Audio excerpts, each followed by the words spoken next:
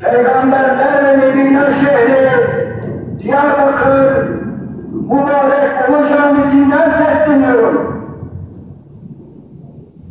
Sur bölgesi içinde oluşturduğumuz bu terör olaylarına son verin, teslim olun.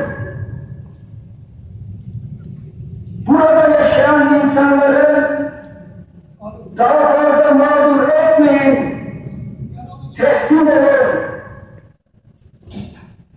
Daha fazla ölüme neden olmayın, teslim olun.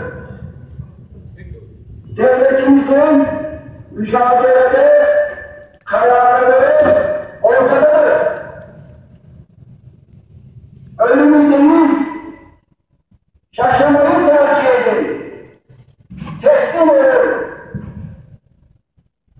Sevdikleriniz sizin eve dönmenizi bekler.